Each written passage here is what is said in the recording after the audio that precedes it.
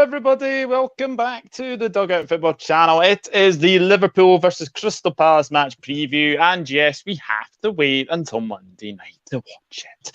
But I have been joined by three absolute legends of Palace fans. You've obviously seen him on Twitter. He absolutely loves to rile people up the wrong way, but I absolutely love his banter. It is Steve from Coastal Palace. Steve, how are you, mate? Yeah, I'm good, mate. I'm good. First of all, I just want to say I'm really feeling bad for you right now because now you're married, you're just basically fucked. You know, you're tied down. You got no choice, mate. You're trapped forever, mate. So I feel for you, bud. I'm very, very happy. Thank you. I'm very, very happy anyway. But What's yeah, that? Is that your missus with a knife behind your back? she's not. She's not here. She's actually coming home from Middlesbrough. She spent the day in Middlesbrough while I was in a very, very hot office for about 7.5 hours today. But yeah, it is good to have you on as always. And another fantastic Palace channel from Pride of South London Fan TV. We have Ali. Ali, how are you, mate? Yeah, I'm good. I'm gnomeless tonight, so normally have my. I've noticed that. But yeah, I'm in Kent, so away from my usual venue. So yeah, so here I am. Yeah, all good. Looking forward to the chat. And the weather is hot, which is good. Means the pitch is going to be nice and dry on Monday, just like Jurgen likes it. Yeah, we've all come on to his comments for sure. And the newly crowned member of the 1K Club, Rich, Eagle-Eyed Football. How are you, mate? I'm good. I'm going to try and keep my composure with Steve here, man. To be fair, Doug, that's not strictly true 1K because Rich is always caught in 4K. Jesus, Steve. And so, thanks for having me on. Big up Steve, big up Ali, like proper Palace fans right here and stuff. Love the banter with them as well, to be fair. So, yeah, let's roll on Monday. Sheffield Wednesday just gone 2-0 up, boys. Oh, there we go. Sunderland going out. Is the League Cup draw tonight? Yeah, it is. I think it's after the game. I would probably say about 1:45. Okay. 9:45, I think. So, aye. But we'll see anyway. Hello, Jordan Hyman. Apparently, Real Madrid winning 1-0. To be honest, I'm a very Nestle fan. I forgot it was even on. I was looking for it on like ITV. I don't know if it's even on BT. I don't know if it's one of those that's actually on Premier Sports now. I don't keep up, unfortunately. Let me guess, Benzema scored. Nope, it was Alaba. Wasn't that one of the quadruple options that you guys had and blew? Yeah, we did blow that. Yeah, 6 teams qualifying. In my opinion, for UEFA Champions League are Bodo Glimt, surprisingly Copenhagen, Rangers, Victoria Pilsen, Big Benfica, and Red Star. Hello, second half underway in the Super Cup. Thank you, Elevator and Escalator fan. Well, we will speak about obviously your game last week against Arsenal. I've put unlucky to lose because I thought in the sort of the end of the first half and then obviously into the second half, I thought you were the better team. So, Steve, do you go away from that game thinking that, yeah, we maybe should have got something out of that? I mean, we're not going to make no bones about things. The first 15 minutes, we were realistically and being honest under the cosh a bit. We really did struggle with them, particularly the albino nonce, whatever his name is, the one that came from Man City. I can't remember his name. Zinchenko, that's the one. Sorry, Zinchenko. Yeah, obviously not albino nonce, but Zinchenko anyway. We struggled with his runs. We struggled with him getting round the back of, the right back position, which is our Achilles heel, really, and has been for a couple of seasons now. But after that, we sort of got into the game a bit. We started to pass it about. Eze really grew into the game and started causing problems. I'm not going to lie. The 43rd minute, that chance for Edouard just really does epitomise the last 8 seasons for us in front of goal. We get in fantastic positions. We play brilliant football. we literally carve teams apart. Even, teams like Liverpool and Man City, we've done that to them, but we just simply cannot finish. And it is our Achilles heel along with the right back, because since Andy Johnson and 1 season of prime Benteke under Allardyce, purely only because he was played one particular way, we haven't found that ability to find a striker who can put 15 to 20 goals away, and it's really difficult, and it just shows. I mean, Liverpool had to go out and spend £100 million with add-ons on Nunez. Haaland was 68 million plus add-ons. And we certainly don't have that money. I see today that Gerrard's fallen out with pretty much most of the Villa squad, and Watkins could be up for sale. But at £33 million, which is what they would want for him, again, that's beyond our remit. So somehow we've got to find a player from, I don't know, could be out of Mongolia, I don't really care, but someone that comes in and just really takes the team and the Premier League by storm and starts finishing for fun. And until we get that chance, people like Edouard, people like Mateta, at best, are going to get somewhere between 5 and 10 goals a season. It's not enough, and we just can't finish for toffee. Yeah, I mean, obviously, Ali, I've seen on Twitter, you've had a lot of Twitter debates, obviously, about Wilfried Zaha. I don't believe the Wilfried Zaha to Chelsea rumours. I will say that now. I do not believe those 1 minute. I don't think he's going to go. Are you a bit worried that you may be a little bit too over reliant on Zaha? No, not anymore. Not with Eze fit again, and I think Elise. Don't think people realise how big Elise will be for us. I think if Elise played against Arsenal, I think we get the goal that we were looking for in the second half. But I mean, obviously, he's 14 goals, so he would still be a massive loss. So in terms of Zaha to Chelsea, I'm not massively worried. My gut tells me he'll be with us. I do think he'll go when his contract's up. I get the feeling he's gearing up to go out with one last bang. However, I probably am the most concerned of being since the summer, when there was real concrete interest from Arsenal, when they did want him, but we priced them out, and they ended up going for Pepe because they could get him on installments. Because he did used to get linked to Dortmund when Thomas Tuchel was there, and I do see him fitting in that system. It would be a good move for him. I get the feeling he might be, and this is just my inference from all the rumours, he might be on some sort of list on Chelsea. I don't know where he's below Aubameyang or something like that. But it's just sit and you hope, and what would really frustrate me is if we didn't get a season of Eze in the middle, Zaha to the left and Elise to the right, because that would just be unbelievable. Yeah, so it certainly would be. I suppose one of the surprising probably moves of the window so far, Rich, was Benteke to DC United.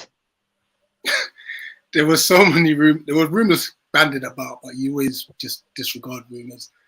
As you do, you're just around Sellers Park, and then it's like, Benteke's gone.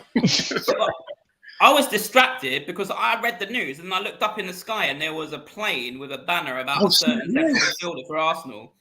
So I didn't really feel like I digested it. It flew back round twice. He had a thing about a player at Spurs and a player at Brighton as well. Oh, Basuma. So same message, Basuma and Dunk. Apparently all three of them have got the same lawyer. Yeah, okay. But yeah, I mean, I have to. It was absolutely amazing that he left, and now, I know you've obviously got Mateta and Edouard as well. Steve, do you expect anyone else to come in before the window closes, striker wise? To be honest, I mean, Ali and Richard back me up on this. We're Palace. We don't do transfer windows in the same way that other people do. We don't. We just seem to either come out with some real curveball signings like we did last summer with the likes of Elise and Will Hughes and people like that, or we just seem to go in for everyone to start with, show our hands, and then West Ham come in and sign half of them. or we just sort of say, oh, we were in for players, and the reality we probably wasn't with the right sort of offers, and we're trying to get them too cheap. I think we're 2 or 3 players shy. I think we've we've got a chat, me and Rich, a WhatsApp group, which he created, and there's all kinds of different characters on there, but we all sort of say similar things. I was added to it. I thought you created it. Oh, fair enough.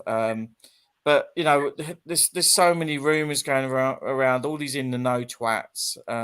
These people that claim to know stuff, and you got the usual suspects like the Mail and the Express and the Telegraph talking crap.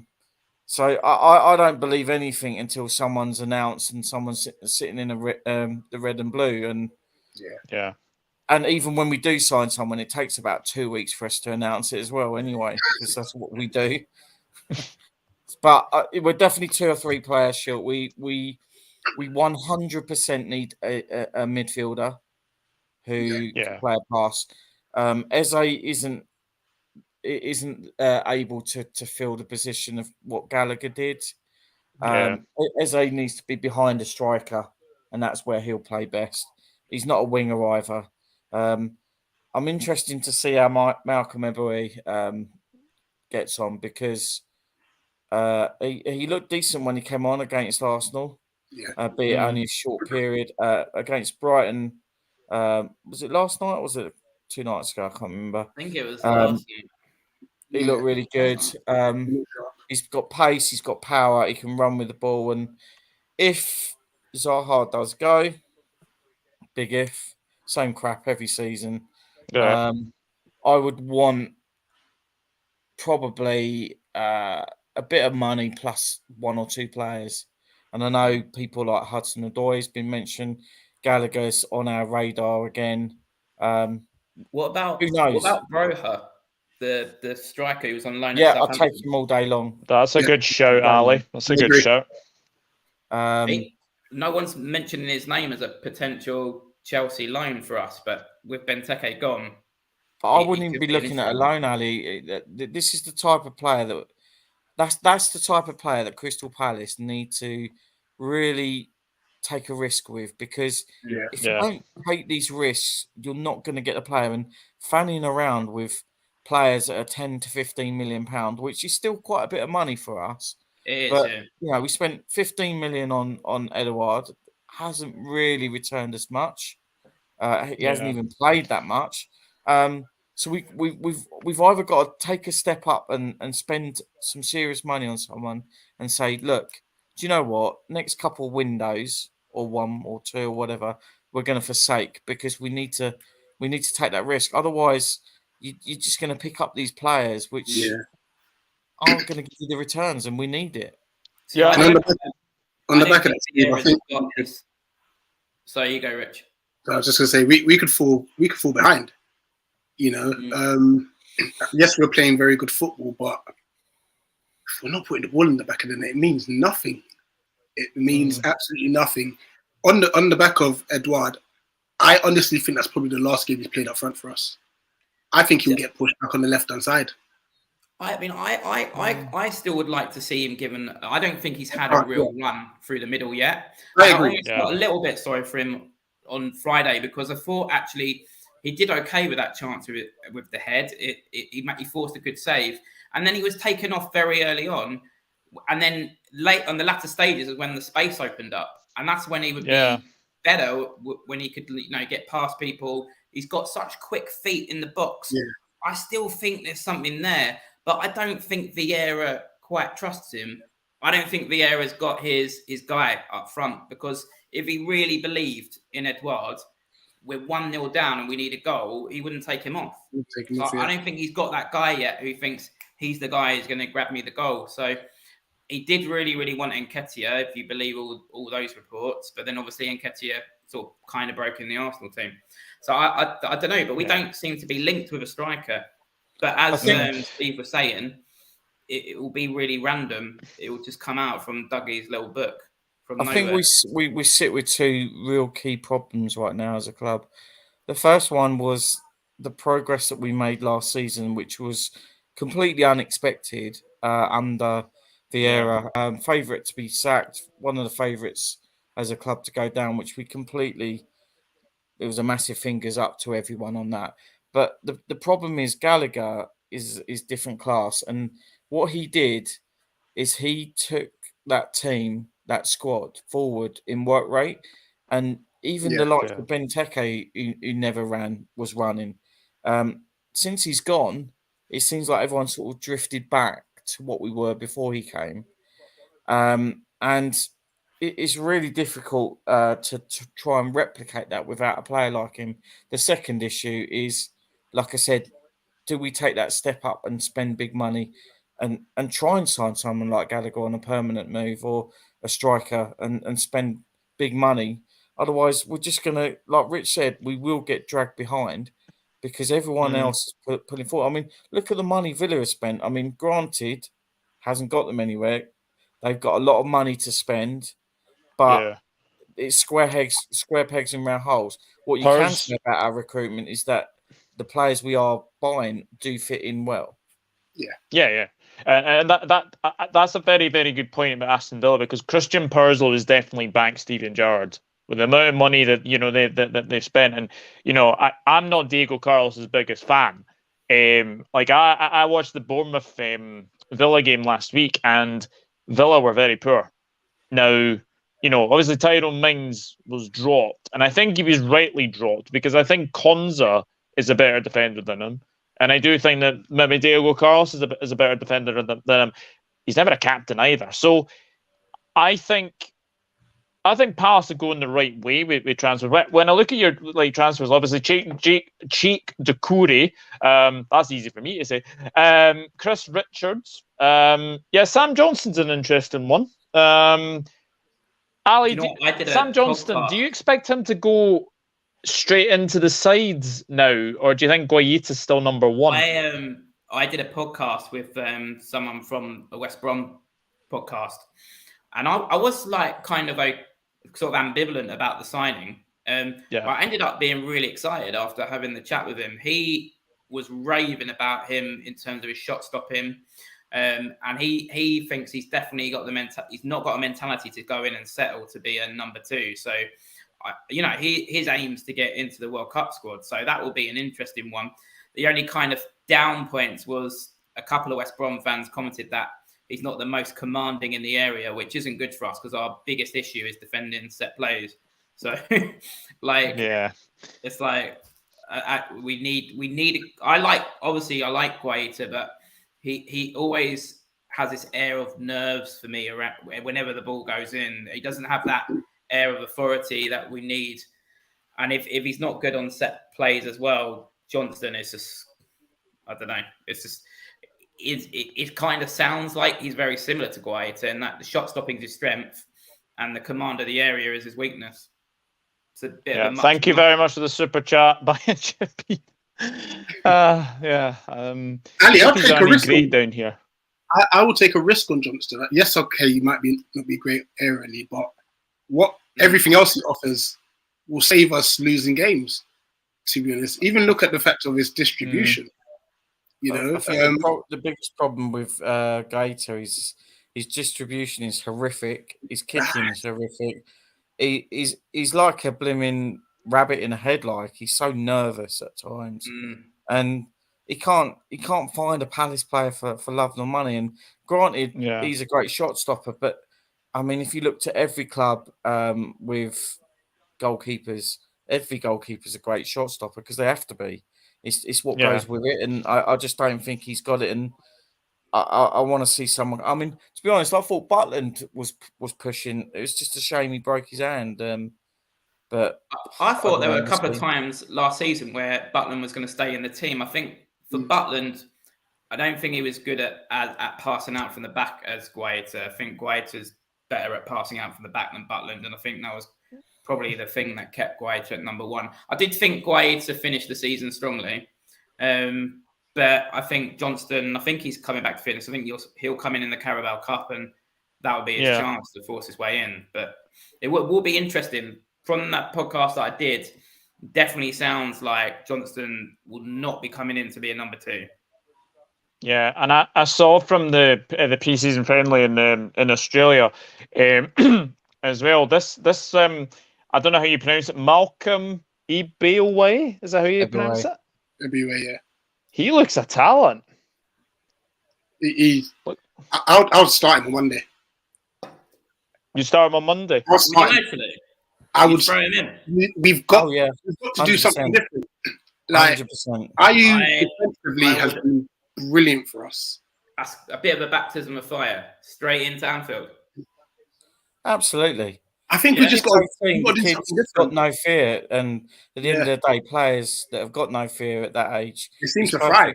And our biggest issue is our continuation of playing players like Jeffrey Schlupp, Ayew, those sort of players that are, let's be realistic, finished at the club, but because we don't have any other options, we keep putting them in there. And they're so negative. They've got the Hodgson effect still in them. I don't mind them as squad players because that's what they are. I mean, that's the problem with Ayew. I think he gets stick because he's played too much. I think he's a good player to be around the squad and be on the bench and come in for certain games. But I think, I don't know, me personally, I think we need to have a bit more in central midfield on Monday. So I would bring Will Hughes in. Will Hughes immediately. I think he's underused. See, I would probably... I don't think Vieira rates him though, Ali. Sorry? I know it's a weird one. I don't think he does he? Because I actually think we need...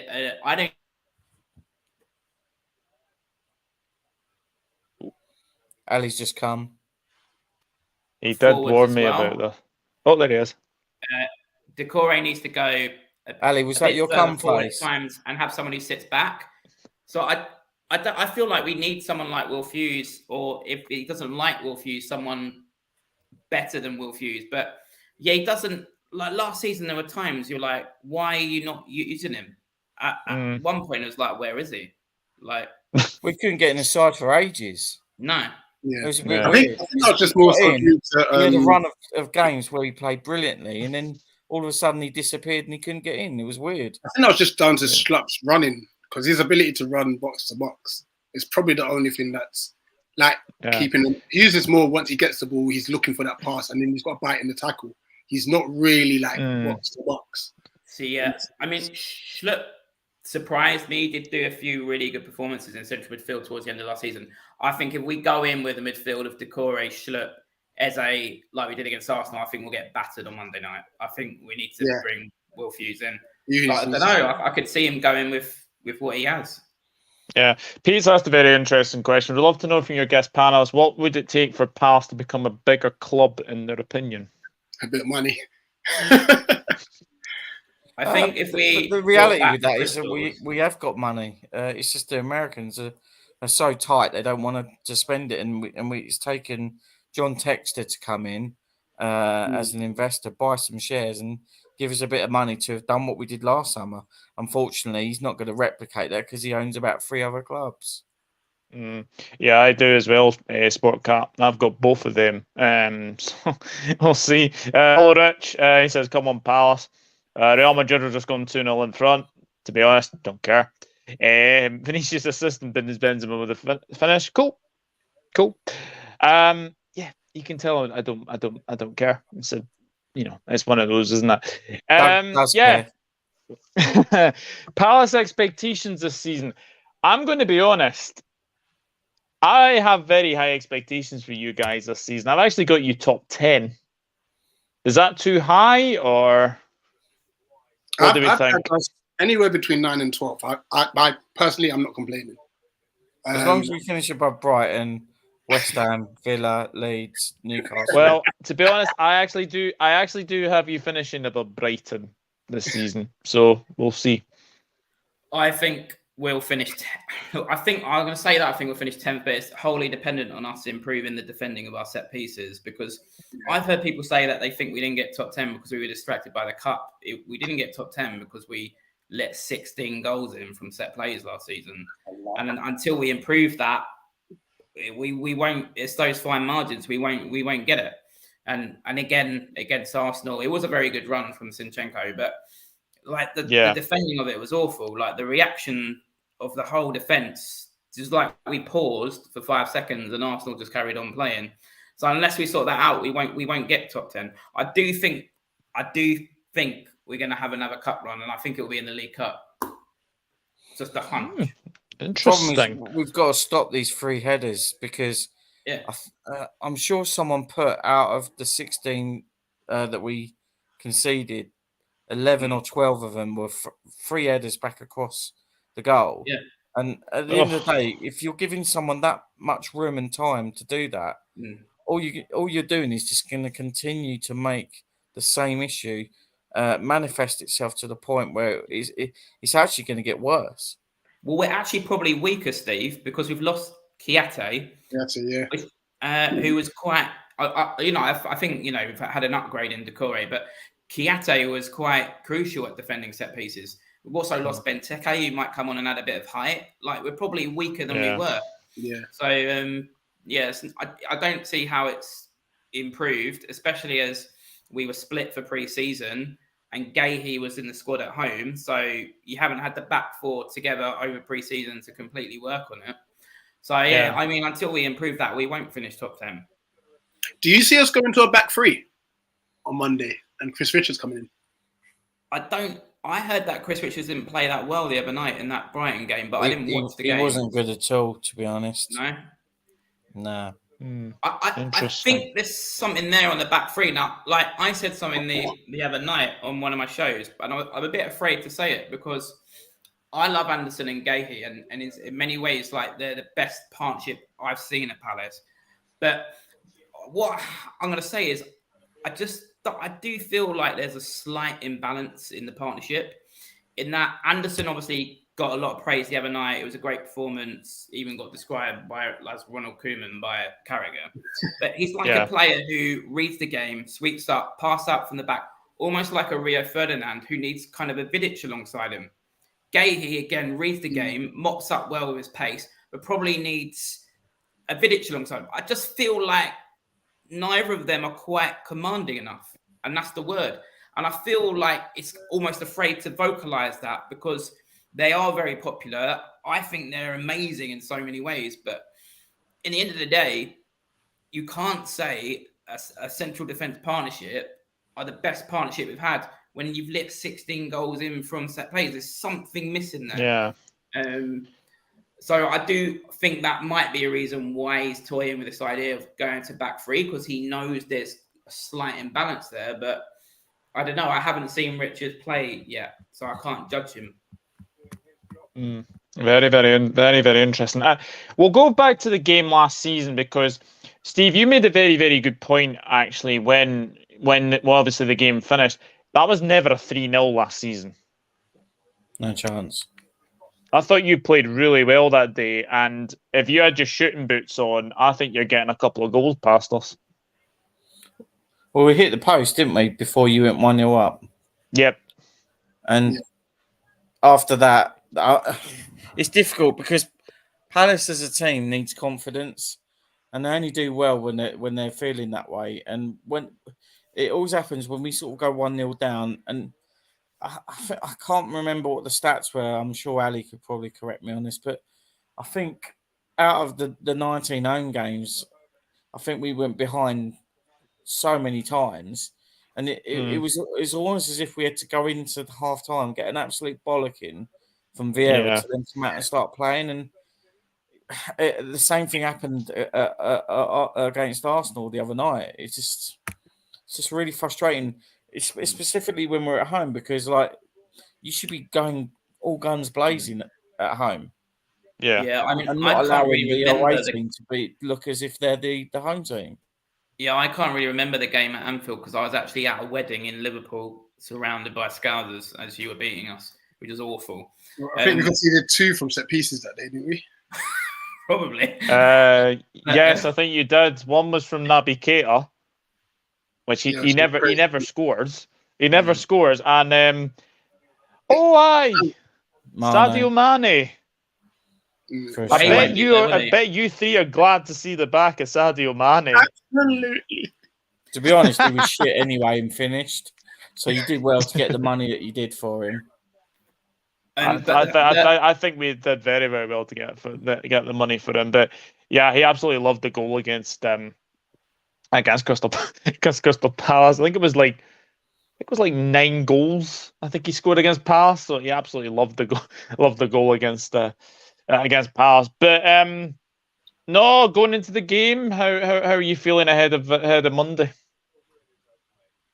For me, now that you drew with Fulham, I'm like, crap. It's a Monday night at Anfield, first home game for you guys. I would rather if you battered Fulham 4-0 and kind of maybe took the foot off the gas. Yeah. Against us. Now you're expected, like, you have to win that game against us because you don't really want to. I think City, they've got Bournemouth, so they're likely to be 5 points ahead of you before you kick off. If I've got that correct, they're winning 3, 4, 5, maybe 6. So they'll probably be 5 points ahead before we come to you guys. So it's almost a must-win game for Liverpool, and it's either going to be a case where you absolutely batter us or we take advantage of your nervousness. But I just hope we get off the mark somehow. I mean, you say that, but we don't particularly batter you. If you know what I mean, like obviously the game that we wrapped up the Premier League title in 2020, that was 4-0, but obviously 3-0 last season, that was never a 3-0 game. You did beat us 7-0 quite recently. That's true, but that was at Selhurst. That was at Selhurst. Usually, when you come to Anfield, you usually give us a good game. Well, we better talk about the Fulham Liverpool game. Steve, what did you make of Klopp's comments about the pitch being dry? I actually have to say that I thought we were lucky. I thought we were very, very lucky. I thought Fulham deserved to maybe get the 3 points. I thought they were very, very good, and I think Mitrovic has probably shut up a lot of critics as well. Yeah, I mean, if I was a Liverpool fan, I'd probably be finding Klopp quite frustrating and irritating now, because some of the stuff he comes out with, either he's not thinking straight or he's just showing a complete disrespect to the opposing team, and he's got to the point where he just thinks that Liverpool's bigger than everyone. He's just got to face the reality that sometimes it's not your day, and sometimes teams will take out you. And I think give Fulham credit where it's deserved. Marco Silva's tactics were spot on. The players, the way they took the game to Liverpool was spot on. Didn't give them any time. Didn't give them any sort of ability to move the ball around. And Mitrovic, is this his season where he proves all the critics wrong and shows the world that he can step up to Premier League football and perform and bring the results. For Fulham, it's absolutely vital, because if he does do that, chances are they'll stay up. And I think this is the third season in a row where they've come up and gone down, swapping places with Norwich. So I don't know if they play like they did against Liverpool every single game, then Mitrovic is going to cause absolute havoc for teams. Yeah, and Thiago went off injured as well, Ali. How big a blow is that for Liverpool? I think it's a blow, but I think you've got central midfielders to cover that. I think you've got enough strength and depth. And I think the thing with Liverpool is there's never, when you come up against a big team and you play, for example, like United, and you look at McFred, or not Arsenal the other night, but in the past, there's a soft centre. I never get that feeling when we're playing Liverpool. Like, I wouldn't even underestimate your more unfashionable players like Jordan Henderson in these kind of fixtures. That's when they really are important to you, because they're prepared to get in. And even someone like James Milner has been played right back against us and done a job on Zaha. So those sort of older, unfashionable players actually come in and they do the nitty gritty for you. So I think you've got enough depth to cover that. In terms of Klopp, he really does my head in at times. And in the past, I think he's crossed the line. I thought he was very patronising to Chris Wilder once. But actually, to be fair to him, in that interview, it was like a throwaway comment within a 5-minute interview where he did actually give Fulham credit, to be fair to him. But it is, I don't know, if I'm a Liverpool fan, I don't know if I'm that bothered. He basically now reminds me of Alex Ferguson. Because, like, some people eulogize Alex Ferguson now, but, I mean, Palace fans hated him. But, like, all football fans hated Alex Ferguson. It's a bit harsh, Ali. Klopp hasn't got gout. I mean, like, everyone hated Alex Ferguson, and he's kind of becoming like that. Like, he's moaning about everything. But if I'm a Liverpool fan, he's doing everything he can to get any sort of slight margin for his team. So I'd probably, if I'm a Liverpool fan, it doesn't really, it wouldn't bother. It's a bit like us and Zaha. It doesn't bother me that people seem to hate our best player. It means he's probably doing something right. Do you know what I mean? Like, that's the thing I think with Klopp as well. Like, he's doing his job for Liverpool. Yeah, and like, for example, the other week when he said about the Charity Shield and he was moaning about that, it's like, just look, play half a team. We all know you're going to treat it like a last friendly. It's just like a bit of fun. Just get on with it. You know what I mean? I know, and we won 3-1 as well. Rich, what have you made of Darwin Nunez so far? You know, obviously he took a lot of stick regarding the price tag and some of his ball control during pre-season, but he looks like he wants this. Like he's probably has sat down on social media, read all the criticism, and said, "No, I've got a point to prove." You know, he may not look like the cleanest of players regarding like aesthetically, but he scores goals. He scores goals. That's goals, yeah. That's all you need, you know. It's kind of like our Mateta, who doesn't look pleasing to the eye, but will finish from time to time, sort of thing. So, I hopefully he doesn't start against us. So, because obviously he's in I think he probably will. I can see him starting. I can certainly see him starting as well. But it's a question about the midfield for me. I wonder what the midfield is going to be. I think Fabinho will be in there. I think Henderson will be in there, and then it could be a Naby Keita. It could be a Harvey Elliott. It could even be a Fabio Carvalho. You just never know. Could be James Milner. You just never know. For me, I prefer the lesbian being played Firmino. I don't see him starting, to be honest. I think he'll be on the bench. And being honest, Elevating fan says we deserve to lose against Fulham. Lucky to get a point. It was like when we drew 1-1 to Fulham at Craven Cottage in 2021. Yeah, that was not good. Harrison Crane, good evening. He says Liverpool will thrash Palace. They won't stand for that 2-2. I don't think we'll thrash them, to be honest.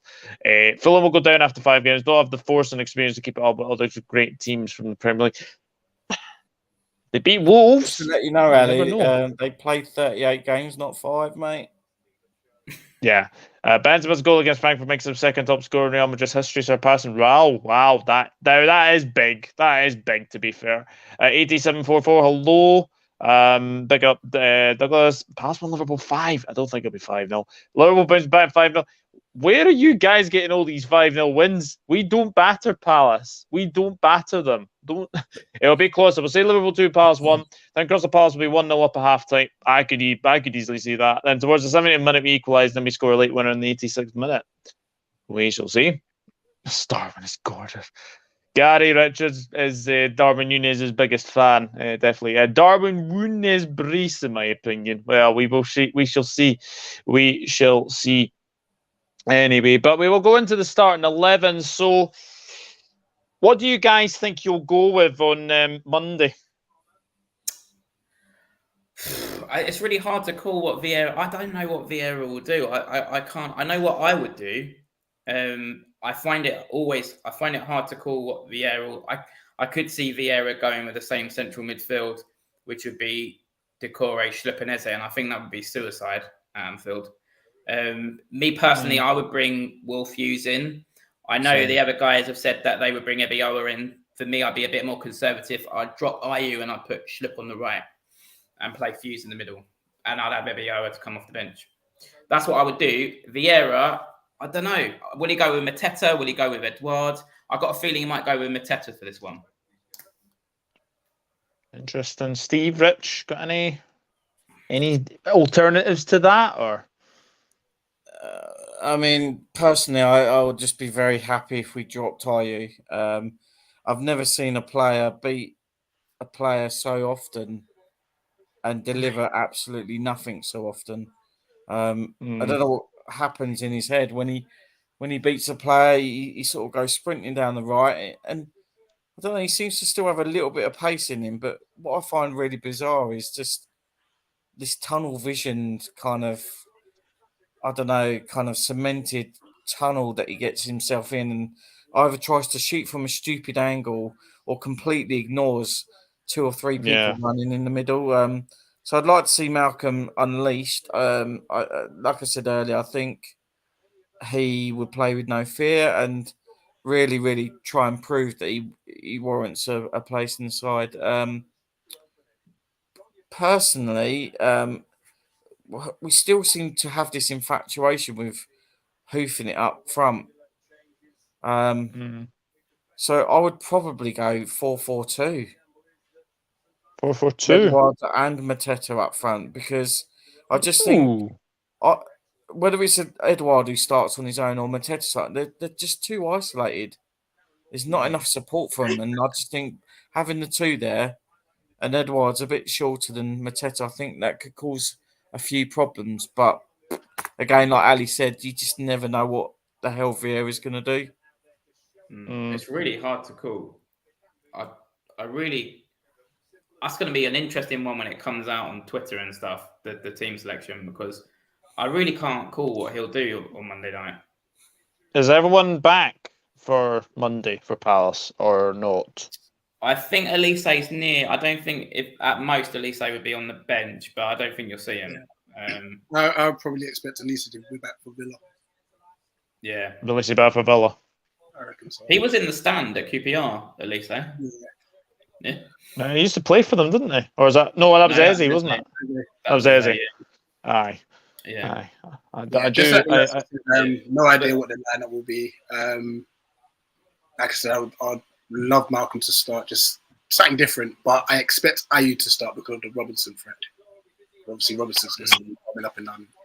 So The other thing I would say is, like, for me, Liverpool, if you're looking for a weakness, is obviously Trent Alexander defensively.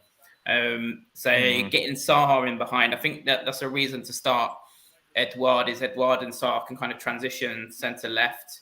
That's a reason maybe for Schlupp to go through the middle, is because he can drift left and sort of target in behind Trent Alexander, who I do like going forward, but he does have a weakness defensively. So I do think there's scope for Edouard starting, but I can maybe see it being Mateta. And I like Steve's idea of both Mateta and Edouard playing together, but he rarely starts them together unless someone's out, like Zaha's injured or something. Interesting. I'll be honest, I think the Liverpool team kind of picks itself at the moment. Ali in goal, Trent right back, Matip centre back, Van Dijk centre back, Robertson left back, and then I think it's Fabinho, Henderson, and one more midfielder. Who am I going to go for? I'm going to go. I think Harvey Elliott will start. in midfield. Then I'm going to go Diaz, Nunez, and Salah, because I think Firmino, I think his days of starting as Liverpool's main man up front, I think, are over. I don't see him. I think what's going to happen is I think they're going to probably give him a new contract, but I think what's going to happen, he's probably going to be more of a squad player now.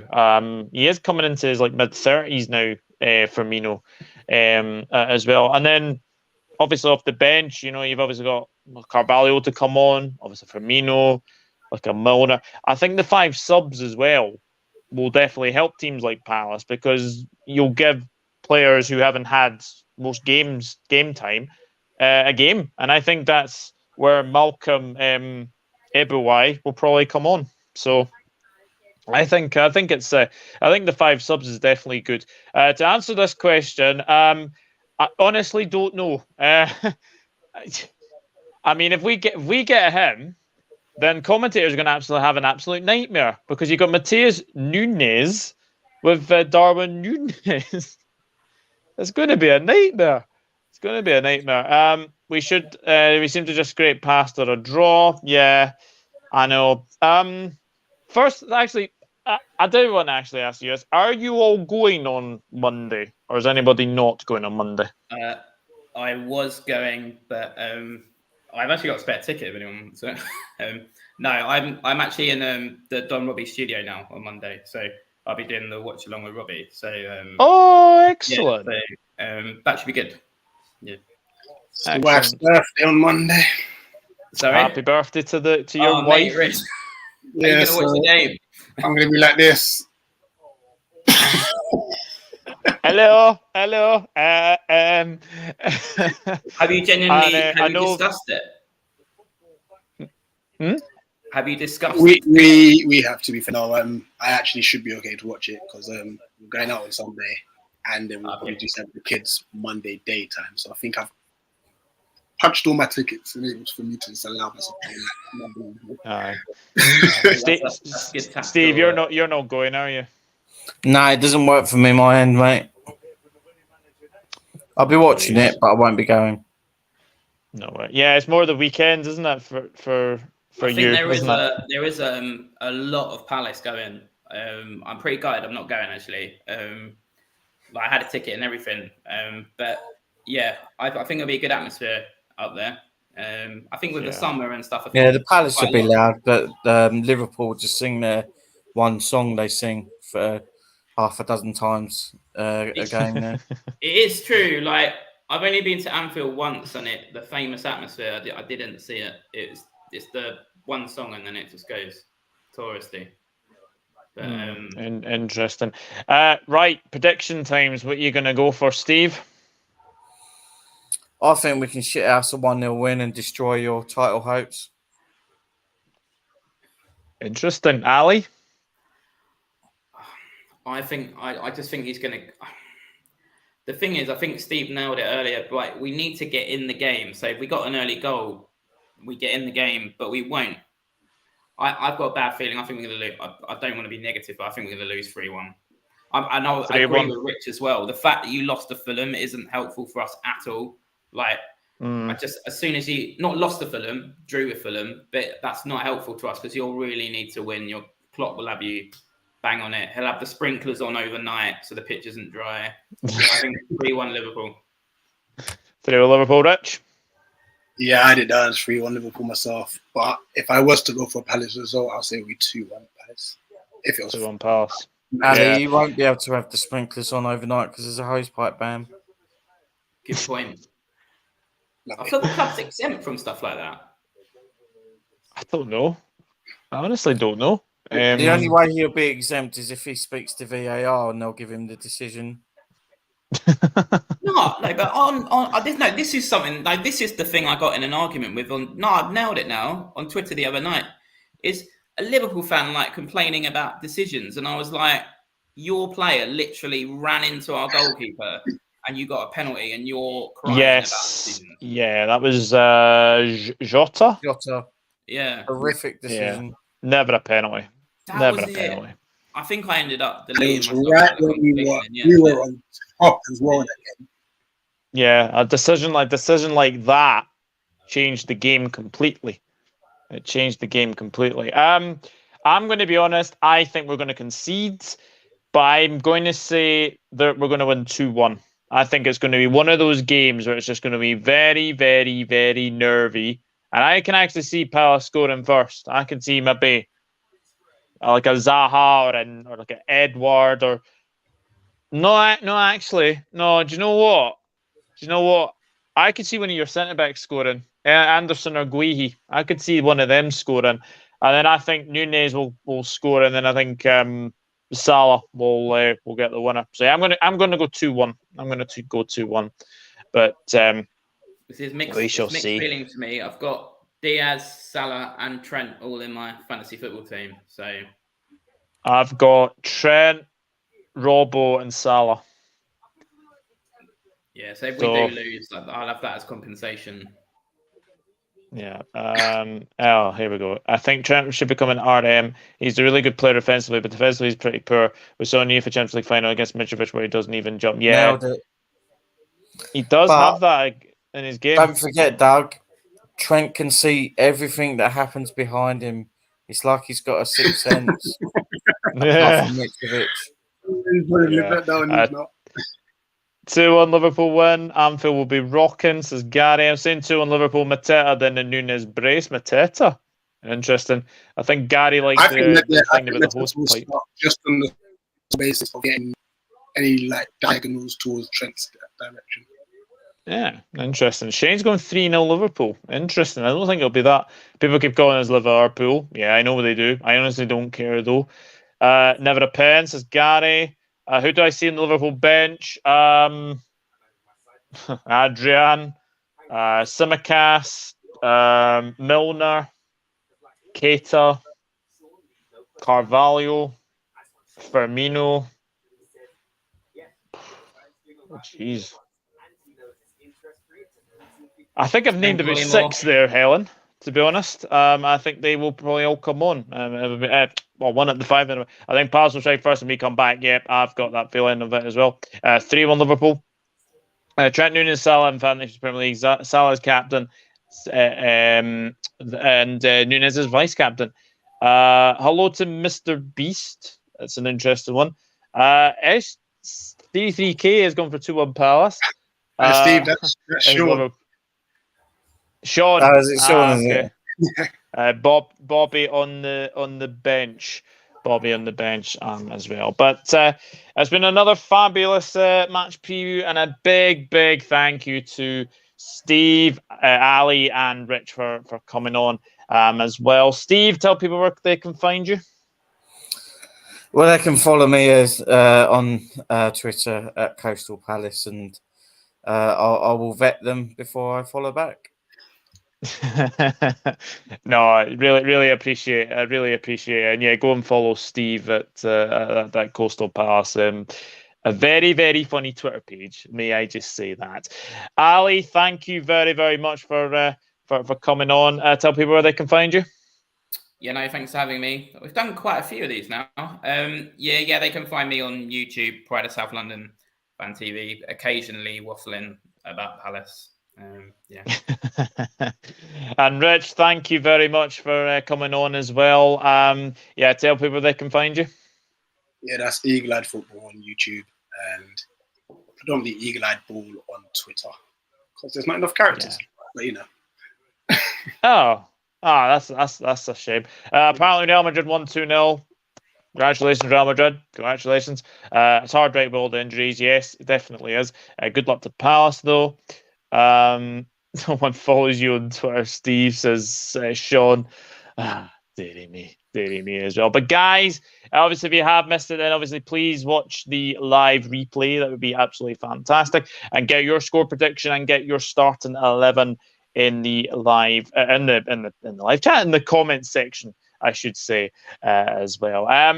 These guys are probably going to go off and watch the Carabao Cup draw, which should be coming up any moment now. So thank you very much for watching. Enjoy the game on Monday. Should be a very interesting game. Should be a very close game as well. And we'll see you very soon. Take care. Bye-bye.